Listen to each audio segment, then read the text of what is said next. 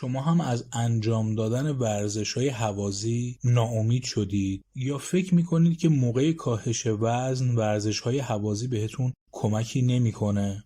من سینا شریفزاده هستم و داخل این پادکست میخوام به 3 تا از موارد مهمی که اگر اونها رو ندونیم باعث میشه که تمرینات هوازی ما بیفایده باشه اشاره بکنم. اجازه بدید که این رو با یک داستان شروع بکنم، یک داستان واقعی. چند سال پیش من شخصی رو به نام رضا داخل باشگاه ملاقات کردم. رضا 28 سالش بود، قدش 170 سانتی متر بود و وزنش 100 کیلو بود. موقعی که من اون رو دیدم وزنش به 80 کیلوگرم کاهش پیدا کرده بود، یعنی تونسته بود 20 کیلو وزن کم بکنه. و موقعی که من اولین بار دیدمش روی تردمیل داشت به سختی عرق میریخت. هر روز باشگاه میومد و نزدیک به 1.5 ساعت ورزش میکرد و ورزشی که انجام میداد بیشتر تمرین با تردمیل بود.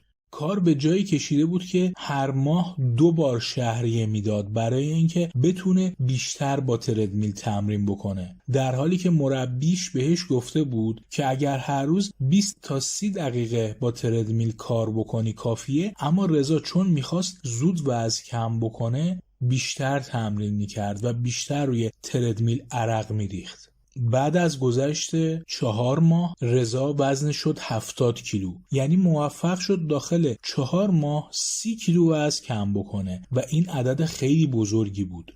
آخرین باری که رضا رو داخل باشگاه دیدم رنگش زرد شده بود و روی تردمیل داشت به سختی ورزش میکرد. وقتی که این صحنه رو دیدم خیلی نگران شدم و به خودم گفتم رضا داره با خودش چیکار میکنه؟ یعنی چه اتفاقی افتاده که باعث شده رضا اینجوری رنگش بپره؟ بعد از گذشت 2-3 روز دیگه رضا رو ندیدم و بعد از 3 سال رضا رو داخل خیابون دیدم. رضا رو وقتی داخل خیابون دیدم وزنش شده بود 110 کیلو، یعنی نه تنها تمام اون 30 کیلو کاهش وزنش برگشته بود بلکه 10 کیلو چاق‌تر شده بود.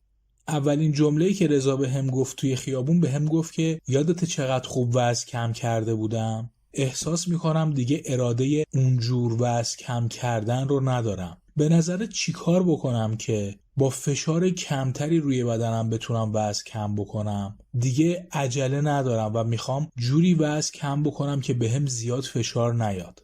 3 تا مورد بود که من برای آقا رضا توضیح دادم و خیلی اهمیت داره که اون رو برای شما هم توضیح بدم.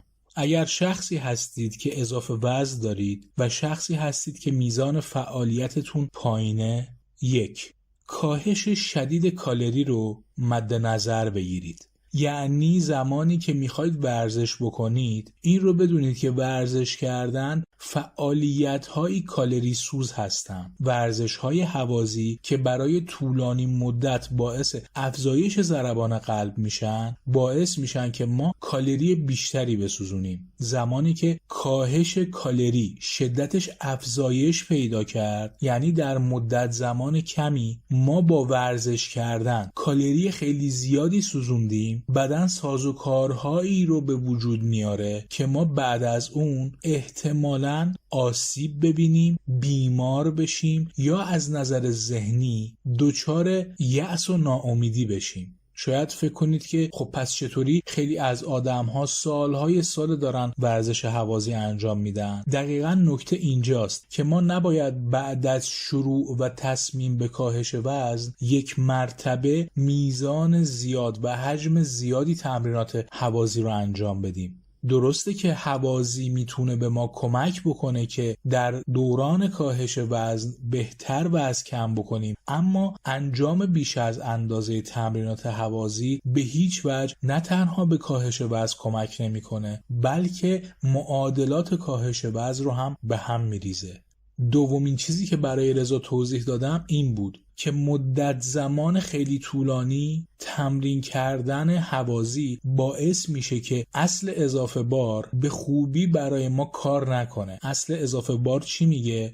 میگه زمانی که شما شروع به یک فعالیت میکنید به مرور زمان بدن سازوکارهایی رو در خودش به وجود میاره که با شرایط جدید تطبیق پیدا بکنه بنابراین ما باید برای اینکه بدنمون از نقطه A به نقطه B بره، یعنی به فرض مثال ماهیچه جدید بسازه، قدرتش بیشتر بشه، توان حوازیش بیشتر بشه، باید اضافه بار بیشتری رو وارد بدنمون بکنیم. به فرض مثال اگر وزنه میزنیم از وزنه‌های سنگین‌تری استفاده بکنیم. اگر تمرینات حوازی معمولی رو انجام میدادیم، حالا تمرینات حوازی با شدت بیشتری رو انجام بدیم. مثلا اگر روی تردمیل میرفتیم روی یک سطح صاف 1 درجه و با شدت 5 کیلومتر در ساعت پیاده روی سریع میکردیم، حالا شیب تردمیل رو کمی بالاتر ببریم و فشار رو روی بدنمون بیشتر بکنیم. به این چیزها میگن اضافه بار آوردن روی تمرین یا روی بدن خودمون. بنابراین زمانی که ما بعد از شروع تمرین اضافه بار زیادی رو داخل تمرینمون قرار میدیم، بدن ما دچار یک شوک میشه و علاوه بر اون بعد از مدتی وقتی که به اون شرایط عادت کرد، ما باید مدت زمان بیشتر و اضافه بار بیشتری رو توی تمرینمون لحاظ بکنیم. پس اگر شما روزانه 1 ساعت یا 2 ساعت دارید فعالیت زیاد ورزشی انجام میدید و هیچ استراحتی به بدنتون نمیدید، این باعث میشه که بعد از گذشت چند هفته یا چند ماه دچار مشکلات مختلفی مثل بیماری یا تمرین زدگی بشید. یعنی بدن شما با علامتهای بیمارگونه به شما میگه که دست از سر من بردار و فشار بیش از حد به من نیار، یا با آسیب‌ها یا کوفتگی‌های عضلانی و یا در مفاصل و ماهیچه‌ها به ما میگه که از شدت تمرینات کم بکن.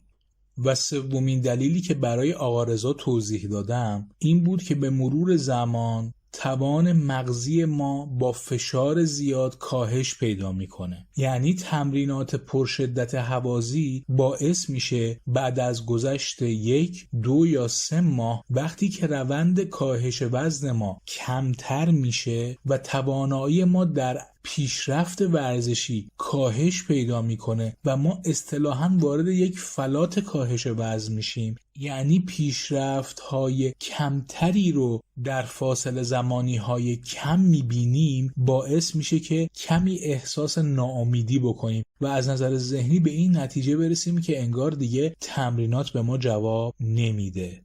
بنابراین وقتی که تمرینات حوازی رو برای طولانی مدت انجام میدید و هر روز این کار رو انجام میدید و هیچ استراحتی به بدنتون نمیدید، باعث میشه که بعد از گذشت چند هفته یا چند ماه بدن و ذهن شما شرایطی رو به وجود بیاره که بیخیال کاهش وزن بشید و مغز شما برای اینکه کاهش وزن سریع رو یک علامت خطر در نظر میگیره، در برابر شما شرایطی رو به وجود بیاره که دست از تمرین یا رژیم غذایی یا هر کاری که برای کاهش وزن انجام میدادید بکشید. حالا من از شما این سوال رو میپرسم، به نظر شما انجام تمرینات حوازی به هر شکلی برای بدن میتونه مفید باشه؟ اگر کمی بهش فکر بکنید به این نتیجه میرسید که انجام تمرینات حوازی به هر شکلی نمیتونه برای بدن مفید باشه، بلکه باید از قاعده و قوانین درست و متعادلی پیروی بکنیم تا تمرینات حوازی بتونه به ما کمک بکنه در کنار تمرینات دیگه بدن سالمتری داشته باشیم و از اون مهمتر ذهن ما توانایی همراهی کردن با ما رو برای کاهش وزن داشته باشه.